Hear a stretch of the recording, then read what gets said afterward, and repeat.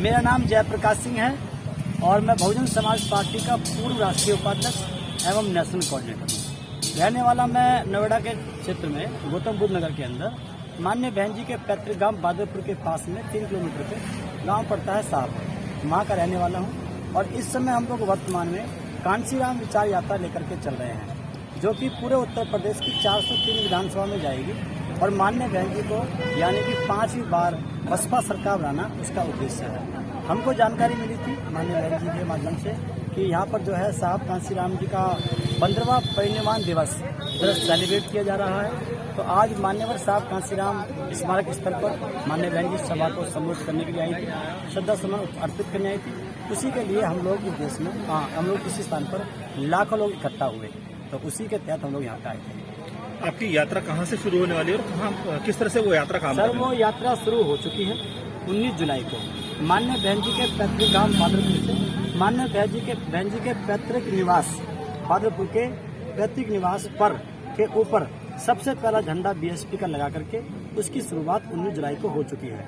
वो पश्चिमी उत्तर प्रदेश के काफ़ी जिलों को आधे पश्चिमी उत्तर प्रदेश के काफ़ी जिलों को कवर करती हुई और उसके बाद में अवध क्षेत्र में प्रवेश करती हुई हम लोग इस समय अवध के लास्ट बॉर्डर वाले जो पूर्वांचल को टच करता है अम्बेडकर नगर पे इस समय हम लोग पहुंचे हुए हैं। इसमें हमारे पास एक रथ है बहुत बड़ा, उसको हमने रथ के रूप में बनाया है। डीजे हम लोग साथ रखते हैं, रसोई हम साथ रखते हैं और नुक्कड़ सवारी करते हैं। गांव-गांव में जाकर के शहर के किसी भी कोने पे चलते हुए हम लोग खड़े हो जाते हैं और डीजे के माध्यम से लोगों को आमंत्रित करके माननीय बहन जी के जो काम हैं उनको बताते हैं और सब समाज से अपील करते हैं कि आप 5 बार बसपा सरकार बनाएं। ये हमारा। कितने किलोमीटर की अब तक की यात्रा आपकी सफल हुई है? हमारी सर यात्रा अगर देखा जाए तो कई हजार किलोमीटर हो चुके हैं। आप देखिए, जैसे कि हम लोग गौतम बुद्ध नगर से शुरू हुए, गौतम बुद्ध नगर को हमने पूरा किया, उसके बाद बुलंदशहर को किया, फिर हापुड़ को किया, फिर मेरठ को किया, फिर गाजियाबाद को किया, फिर बागपत को किया, फिर बड़ौद को किया, फिर शामली को किया, फिर सहारनपुर को किया। इस प्रकार से हम लोगों ने अमरोहा क्षेत्र को किया, मुरादाबाद को किया, इस प्रकार से बरेली को किया। उसके बाद बरेली के बाद में हम लोग फिर जो है इधर जो है आपके अवध क्षेत्र में हम लोग प्रवेश करें, जैसे कि आपका सीतापुर हुआ, लखीमपुर हुआ, हरदोई हुआ।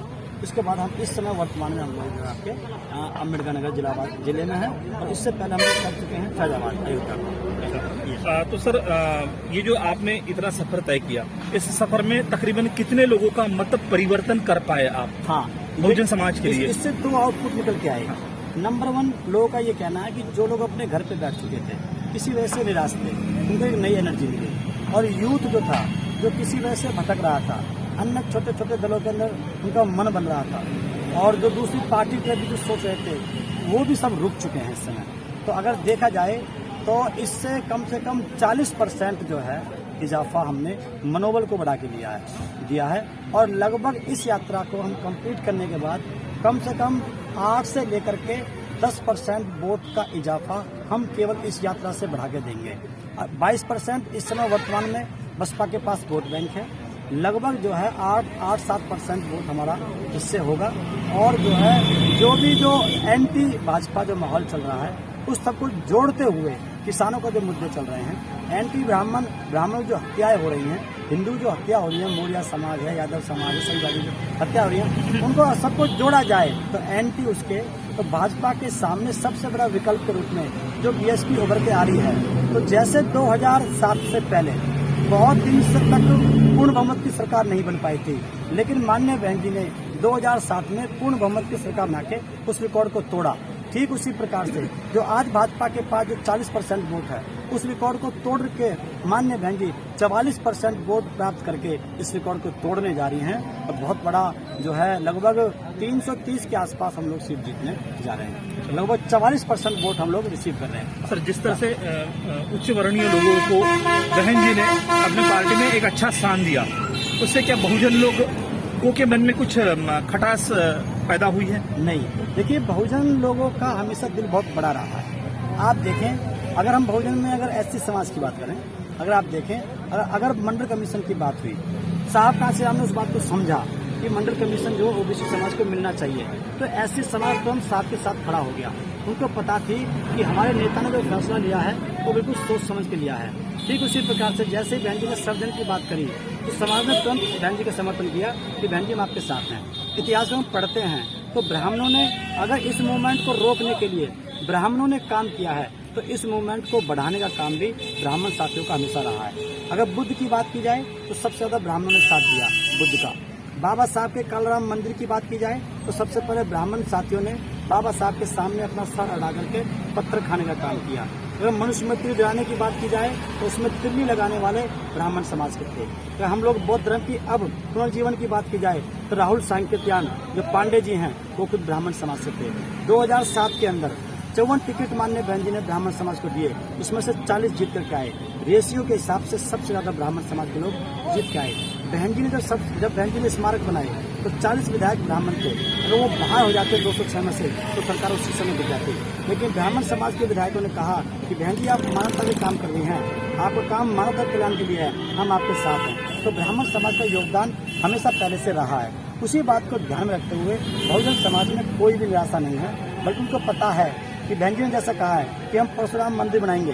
बहुत लोगों ने मिसगाइड किया समाज को बहन जी के प्रति, लेकिन समाज के पास ये बात मैसेज पहुंच चुका है। एक परशुराम मंदिर बनाने से सब समाज का भला होता हो तो बनाना चाहिए। तो इसलिए बहन जी ने भी कहा, पहले कहती थी सर्वजन हिताय एवं सर्वजन सुखाय, अब कहती है माननीय बहन जी सर्वजन हिताय एवं सर्वधर्म सुखाय, सारे धर्म के लोग सुरक्षित रहने चाहिए। माननीय बहन जी ने कहा बहुजन कॉन्सेप्ट के आधार पर जितने महापुरुष थे हमने सबको जो है स्मारक बना करके सम्मान दे दिया। अब इसके साथ हम और समाज के जो लोग हैं उनके जो महापुरुष हैं उनके स्मारक भी बनाएंगे और सम्मान देंगे। इसके साथ साथ बच्चों को एजुकेशन देंगे, बच्चों को रोजगार देंगे, लोगों को स्वास्थ्य देंगे और लोगों को स्वच्छता देंगे। ये 4 जो मूल आवश्यकता है तो इसको लेकर सब लोग खुश हैं, कोई निराशा नहीं है। जिस तरह से योगी सरकार पिछले कई दिनों से उत्तर प्रदेश में काम कर रही है, तो योगी सरकार से कितने प्रतिशत उत्तर प्रदेश के लोग मतलब समाधानी है, सुखी है?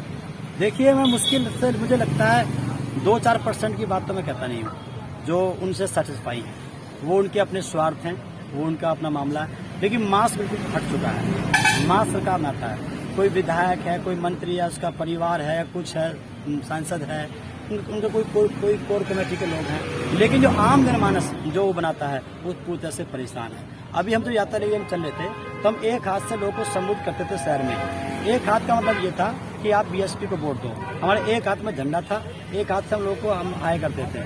तो वो हमसे उसके विपक्ष में उसके एवज में वो हमसे दोनों हाथ जोड़ते थे। हम कहते थे कि आप बीएसपी को वोट देना, वो कहते थे भाई भाजपा से बचा लो।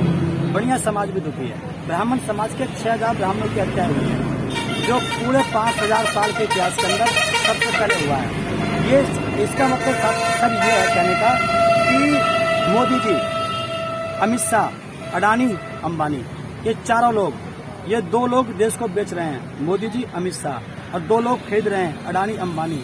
ये चारों लोग ना तो हिंदू है, ना मुस्लिम है, न सिख हैं, न ईसाई हैं, न ब्राह्मण हैं, न क्षत्रिय हैं, न वैश्य हैं, न शूद्र हैं। ये चारों जैन बनिया हैं। इन लोगों ने इसने पूरे देश को बेच दिया है। तो इसलिए ब्राह्मण भी परेशान है। ब्राह्मण को पता है कि सिस्टम पूरा खराब हो जाएगा। क्षत्रिय में ब्राह्मण में झगड़ा करा दिया। 6000 ब्राह्मणों की हत्याएं क्षत्रिय समाज के योगी के ऊपर कंधा पे बंदूक रख करके 6000 की हत्या करवाई, जिससे कि इनमें कभी आपस में प्रेम ना बन सके। तो ये जैन बनिया लोग हैं और ये इस देश को बेचना चाहते हैं। अडानी अंबानी के हाथ में पहले देंगे उसको। और ये कुछ लोग हैं, पूरे वर्ल्ड के अंदर 11 लोग हैं। उन 11 लोगों में से एक आदमी का रिप्रेजेंटेटिव है अमित शाह, उसका रिप्रेजेंटेटिव है यहाँ के इंडिया की तरफ से। ये पूरे देश को आर्थिक रूप से कमजोर करके, लोगों को आर्थिक रूप से अपने पक्ष में लेकर के, पूरे देश को अर्थ के आधार पर दबा करके ये देश को बेचना चाहते हैं। बहुत बड़ा गेम चल रहा है, जिसको बुद्धिजीवी समझ चुका है। तो उसके बहकावे में कोई समाज आने वाला नहीं है। हर एक समाज में से पढ़े लिखे बुद्धिजीवी लोगों ने प्लानिंग करनी शुरू कर दी है, क्योंकि उनकी ड्यूटी बनती है समाज को मतलब अच्छा तक लेके जाना। तो सभी लोग अब जो है बसपा की तरफ देख रहे हैं, माननीय बहन जी की तरफ देख रहे हैं। जिस तरह से 2014 से एक बात चल रही है कि ईवीएम में घोटालों की वजह से बीजेपी सरकार चुन के आ रही है, ईवीएम में घोटालों की वजह से बीजेपी सरकार चुन के आ रही है। इस वक्त भी अगर ईवीएम से वोटिंग होता है और अगर भाजपा फिर से सत्ता में बैठती है तो उस वक्त आप लोगों का क्या पैसा रहेगा? देखिए, पहली बात तो ये है कि मेरा तो ये निवेदन है कि ईवीएम में घोटाला है, ये कन्फर्म है, इसे कोई नहीं कह सकता, क्योंकि टेक्निकल चीज़ है। माननीय बहन जी ने भी खुद कहा, माननीय बहन जी ने केस भी डाला है। लेकिन ये लोग ईवीएम के माध्यम से देश के गरीब समाज के लोगों के अंदर से राजनीतिक चेतना को समाप्त करना चाहते हैं। ईवीएम भी समाप्त होनी है एक दिन, जहाँ पे ये बनी थी वहाँ पे समाप्त हो चुकी है, तो ये भी समाप्त होनी है। लेकिन मेरा सभी से निवेदन है, अपनी राजनीतिक चेतना को आप समाप्त न करें और बेईमानी के दम पे आप कोई भी सरकार तक चल नहीं सकती। इनसे बड़ी गुंडागर्दी इंदिरा गांधी जी की होती थी, लेकिन उसको भी समाज ने पटक नहीं दी। एक समय ऐसा आएगा, अगर इस सैक्रिफाइस कर लेते हैं, क्या कहेंगे, हर 5वां वोट उनको मिल जाए भाजपा को, लेकिन इतना वोट अब की बार बीएसपी के पक्ष में पड़ेगा कि अगर इन्होंने गड़बड़ी करी 1%, तो हर 5वां वोट भाजपा के पक्ष में पड़ने के बावजूद भी जो बाकी जो वोट है वो बसपा के पक्ष में रहेगा।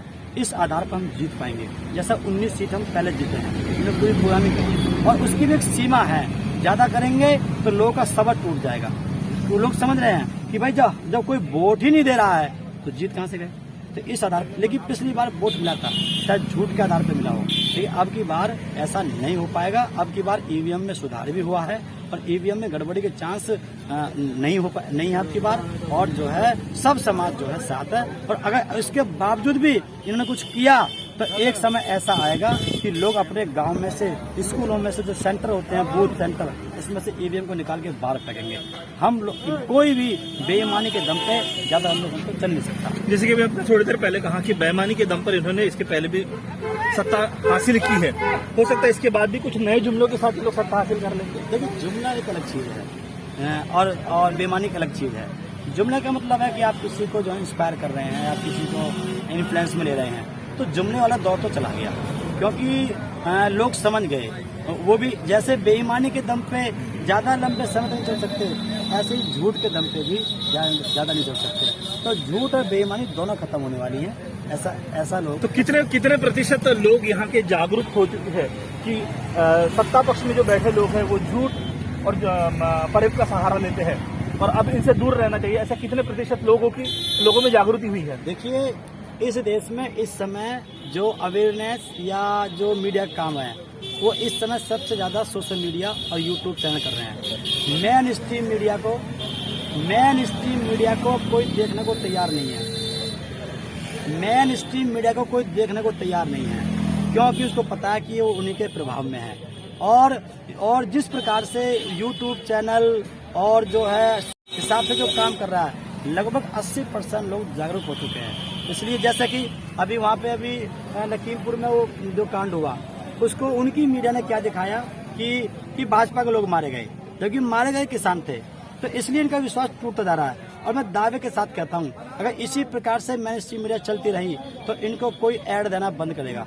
हर एक लोग जब देखेंगे ही नहीं, कोई भी पढ़ेगा ही नहीं, तो ऐड कहाँ से मिलेगा। तो अब दौर जो है वो सोशल मीडिया का बहुत बड़े पैमाने पर आ चुका है। लगभग 80% लोग आप लोगों के माध्यम से अवेयर हो चुके हैं, और जो अवेयर होगा, जैसे साउथ इंडिया के अंदर 96% एजुकेशन है, इसलिए भाजपा को वहाँ वोट नहीं मिलता। इसीलिए ये लोग एजुकेशन खत्म कर रहे हैं, प्राइमरी स्कूल खत्म करके, एजुकेशन खराब करके।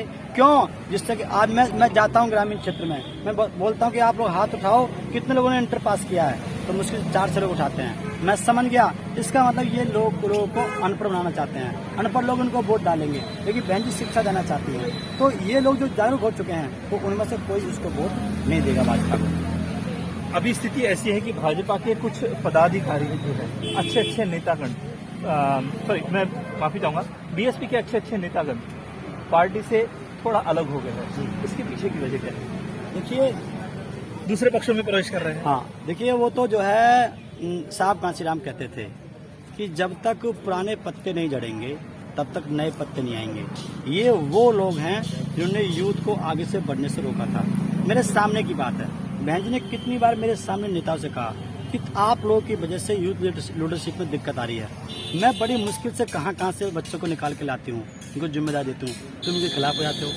तो अभी जो है, अभी आप देखना, मैं अभी अम्बेडकर नगर में था, जहाँ पे 2 विधायक अभी जो गए हैं, रामचंद्र जी और उनका लाल जी, वो वर्मा जी, तो वो जो वीर सिंह जी गए। तो ये देखिए, आप देखिए, अगर वीर सिंह जी की हम बात करते हैं, तो जो मुझे जानकारी मिली, अगर ये बात सच है, तो उनकी जो मैडम है बिल्कुल हिस्पुस थी, बिल्कुल यंग दिखती थी, इतनी उम्र होने के बावजूद भी खेती क्यारी में काम करती थी, यंग थी, लेकिन जैसे उनको आभास हुआ कि मेरे हस्बैंड ने वीर सिंह जी सपा ज्वाइन कर ली है, तो जो मुझे जानकारी मिली है तो उनको हार्ट अटैक हो गया। क्यों? उनको जिला प्रमुख का और वो ब्लॉक प्रमुख का, जिला पंचायत का, विधायक का, 3 बार सांसद, राज्यसभा बनाया। सारा कुछ जो उनके पास जो संपत्ति है वो सब कुछ बहन जी की देन से है। तो उनको आभास हुआ कि मेरे हस्बैंड ने गलत किया है, उसका अटैक पड़ा और उनको वो एक्सपायर हो गई है मैडम जो है। तो इसलिए जो भी इस मिशन के साथ जो भी गद्दारी करेगा उसका नुकसान होगा। कैसे होगा? आप किसी को उठा के देख लो, जो लोग समाजवादी पार्टी में बसपा छोड़ के गए हैं उनको किसी को टिकट नहीं दिया जा रहा। तिलकचंद अहिरवार जी झांसी से, उनको टिकट नहीं मिल रहा। हमारे क्यों सर, हमारे उधर जो है योगेश वर्मा जी जो बहुत दबंग नेता थे, उनको टिकट नहीं मिल रहा। यानी कि ये क्योंकि ये जो समाजवादी पार्टी है ये कांग्रेस को डील कर रही है पीछे से। कांग्रेस का ये नियम रहा है, पहले इनको लाया जाए फिर इनको खत्म किया जाए। अगर ला करके नेता बना देंगे तो आगे दिक्कत करेंगे, तो इसलिए खत्म करना चाहते हैं। ये ऐसे प्रॉब्लम हमारे पास भी आते रहते हैं, तो इसलिए जो ये जो प्रोग्रामिंग चल रही है ये बिल्कुल खतरनाक है। इससे लोगों को सचेत होना चाहिए। समाजवादी पार्टी में जाकर पहली बात तो समाजवादी पार्टी अब से लेकर 10 साल के अंदर अंदर समाप्त होने वाली है, क्योंकि समाजवादी पार्टी के अखिलेश भाई को कोई नेता नहीं मानता। अगर नेता मानता तो गठबंधन के अंदर उनका वोट बसपा में ट्रांसफर होता, जैसे बहन जी का वोट सपा में ट्रांसफर हुआ था। लेकिन जिस सीट पे मुस्लिम भाई लड़ा या उस सीट पर अगर कोई उससे लड़ा है, बीएसपी से लड़ा है, तो वहाँ पर यादव समाज के 80% लोगों ने भाजपा को वोट दिया है, खुला वोट दिया है, लोगों को बता के वोट दिया है। तो इसका मतलब वो समाज अखिलेश को लाइक नहीं करता है। जिसका समाज उसको लाइक नहीं करेगा वो लीडरशिप नहीं कर सकता। तो आपसे लेकर के 10 साल के अंदर अंदर ये भी समाप्त होने वाली है, और लीडरशिप के अभाव में जो है कांग्रेस भी समाप्त होने वाली है। जो नए जो लड़के लाए जा रहे हैं वो क्यों लाए जा रहे हैं? इसका मतलब राहुल गांधी के अंदर लीडरशिप का गुण नहीं है। फिर उसके बाद प्रियंका को उतार रहे हैं, वहाँ भी बात उनकी नहीं बन पा रही है। तो इसलिए ये भी खत्म होनी है। साहब कांसीराम का जो स्टेटमेंट है वो पूरा होगा कि मूवमेंट को आप आगे बढ़ाते रहना। एक समय ऐसा आएगा, इस समय तो कांग्रेस काम कर रही है, आप मूवमेंट को आगे करते रहना। एक दिन ऐसा आएगा कांग्रेस नीचे जाएगी, लेकिन आप ऊपर नहीं आओगे, भाजपा ऊपर जाएगी। उसके बाद भाजपा अपने कुकर्मों से नीचे की तरफ आएगी, आपकी बहुजन समाज पार्टी ऊपर की तरफ जाएगी। तो ये वही दौर है, कांग्रेस खत्म होगी, समाजवादी खत्म होगी, भाजपा को खत्म करने वाली पार्टी केवल बसपा बचेगी। मैं तो लोगों से कहता हूँ कि साहब कांसीराम जी ने आकर के इस मूवमेंट को आगे बढ़ा के कांग्रेस खत्म किया। हम आप उनका सबका सहयोग लेकर के, बुजुर्ग सहयोग लेकर के हम लोग इस भाजपा खत्म करेंगे और बहुजन समाज पार्टी को सत्ता पे आसीन करेंगे और सब समाज का विकास होगा।